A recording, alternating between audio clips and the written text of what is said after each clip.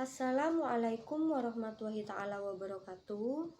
Perkenalkan, nama saya Emi Rizky Arista. Saya dari kelas Hukum Jaminan 2019A. Di sini saya akan menjelaskan tentang hasil rangkuman saya.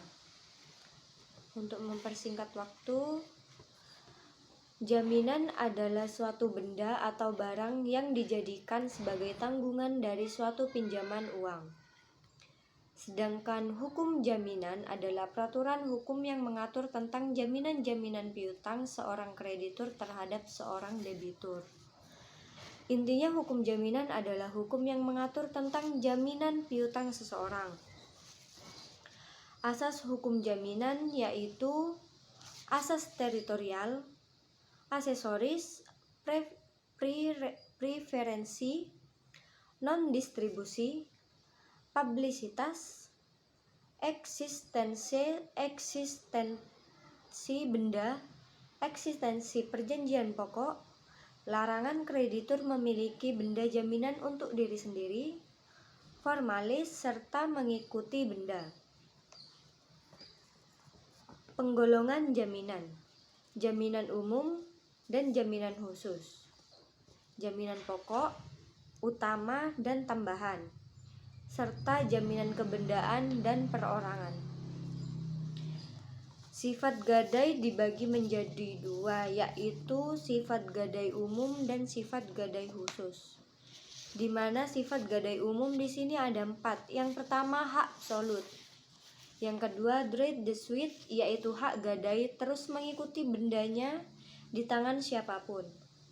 Yang ketiga, right the preference, yaitu memberikan kekuasaan kepada seorang kreditur untuk mengambil pelunasan dari hasil penjualan barang secara didahulukan. Yang keempat, hak menggugat.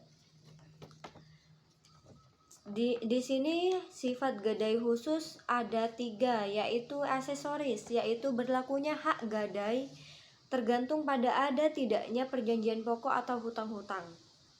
Yang kedua, barang gadai tidak dapat dibagi. Barang yang digadaikan merupakan jaminan bagi pembayaran kembali hutang debitur kepada kreditur.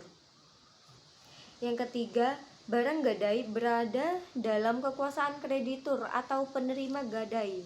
Sebagai akibat adanya syarat, jaminan harus berada pada penerima gadai. Yang kedua, saya akan menjelaskan tentang fidusi. Jaminan fidusi adalah jaminan atas benda bergerak baik yang berwujud maupun tidak berwujud. Dan benda tidak bergerak khususnya bangunan yang tidak dapat dibebani, hak tanggungan yang tetap berada dalam penguasaan pemberi fidusi sebagai agunan bagi pelunasan uang tertentu yang memberikan kedudukan yang diutamakan kepada penerima fidusi terhadap kreditur lainnya. Terdapat pada pasal 1 poin 2 Undang-Undang Jaminan Fidusi. Pengaturan hak jaminan fidusi diatur dalam Undang-Undang Nomor 42 Tahun 1999 tentang jaminan fidusi. Lembaran Negara Republik Indonesia tahun 1999 Nomor 168 dan tambahan Lembaran Negara Republik Indonesia Nomor 3889. Berakhirnya hak jaminan fidusi.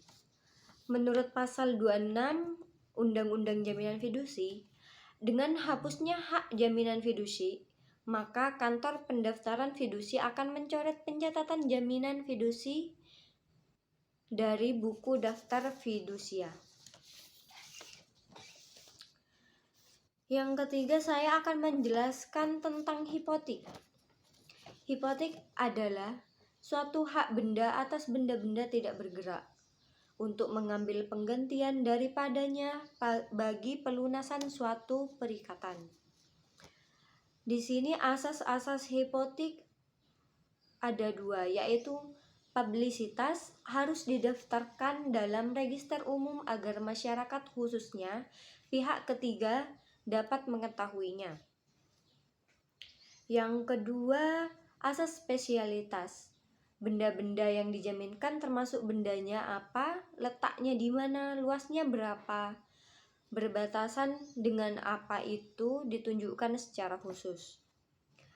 Peralihan hipotek. Berdasarkan pasal 1172 KUH Perdata, peralihan hanya dapat dilakukan dengan akta notaris. Yang keempat, saya akan menjelaskan tentang hak tanggungan. Menurut pasal 1 ayat 1 Undang-Undang HT, hak tanggungan adalah hak jaminan yang dibebankan pada hak atas tanah sebagaimana dimaksud dalam Undang-Undang Nomor 5 Tahun 1960. Berikut atau tidak berikut benda-benda lain yang merupakan kesatuan dengan tanah itu.